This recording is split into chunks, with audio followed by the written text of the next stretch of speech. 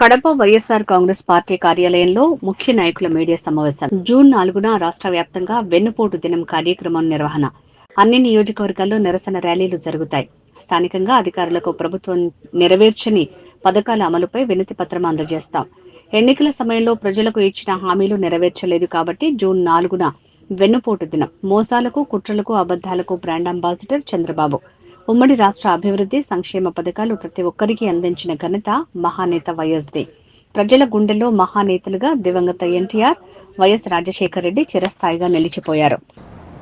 4వ తారీఖు రాష్ట్ర వైఎస్ఆర్ కాంగ్రెస్ పార్టీ పిలుపు మేరకు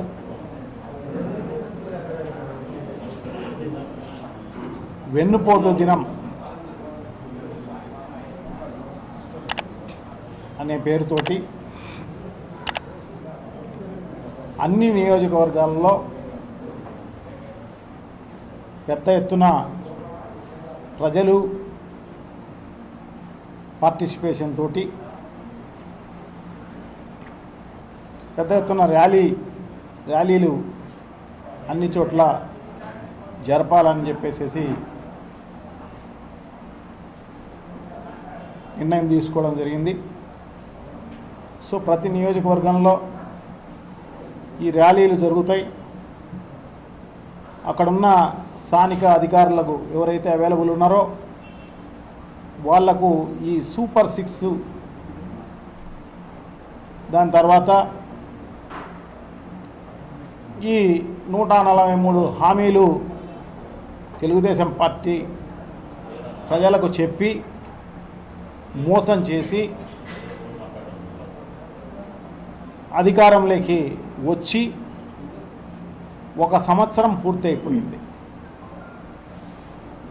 1 సంవత్సరం పూర్తయిన సందర్భంలో ఒక్కటి కూడా ఈ తెలుగుదేశం పార్టీ అమలు చేయలేదు. కాబట్టి సో ఇది ఒక విద్రోహ దినంగా, ఒక వెన్నుపోటు దినంగా ప్రజలందరూ కూడా భావిస్తున్నారు. సో దాన్ని పెద్ద ఎత్తున ప్రజల భాగస్వామ్యంతో పెద్ద ఎత్తున చేయాల్సిన అవసరం తప్పకుండా ఉంది.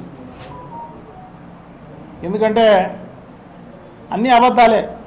అంటే చంద్రబాబు చరిత్ర చూస్తే ఆయన అబద్ధాలు చెప్పని రోజు ఉండదు, చెప్పని నిమిషం ఉండదు.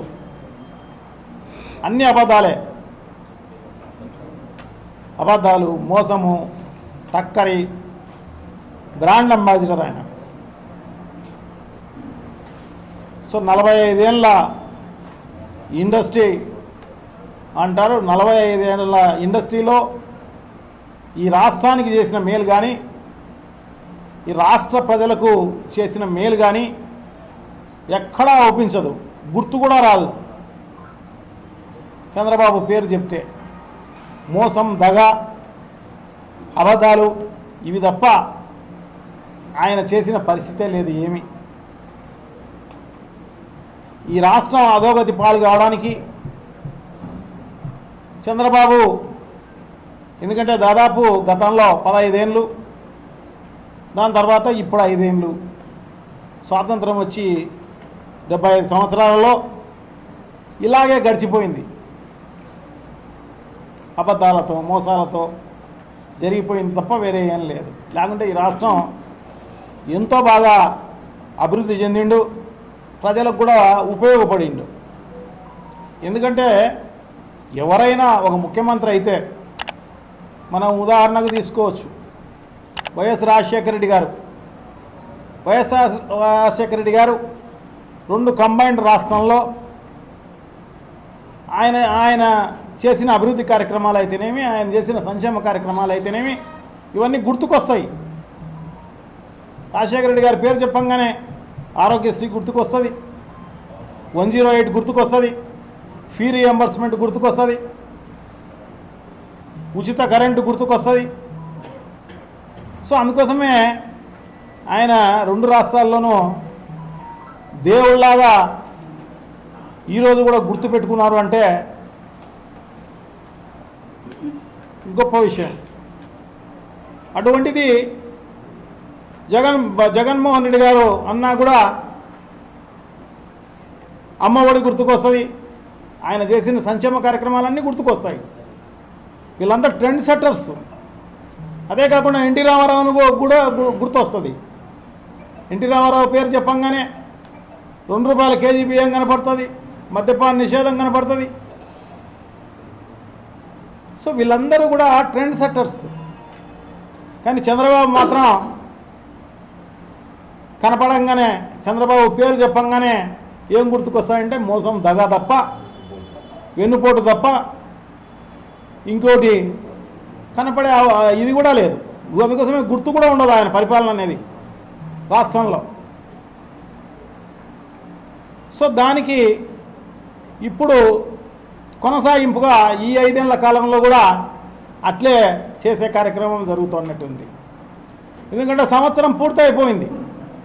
గొప్పగా ఎలక్షన్లకు ముందు, అంటే గతంలో 5 ఏళ్లలో కరోనాలో ఉరివేగా అందలేదు ఆయన. హైదరాబాద్లో ఉన్నాడో మళ్ళీ ఎక్కడున్నాడో తెలియదు. కానీ అబ్బా కొడుకులు ఇద్దరు కూడా ఎక్కడ కూడా కనపడిన పరిస్థితి కూడా ఉండదు.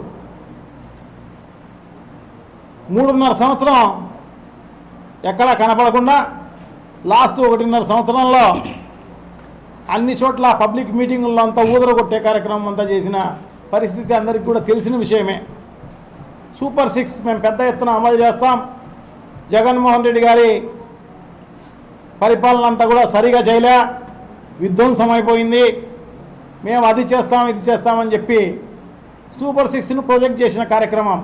తల్లికి వందనం అన్నారు, ఎక్కడన్నా ఇచ్చాడా ఏడన్నా తల్లికి వందనం? అలాగే మహిళా శక్తి అని చెప్పి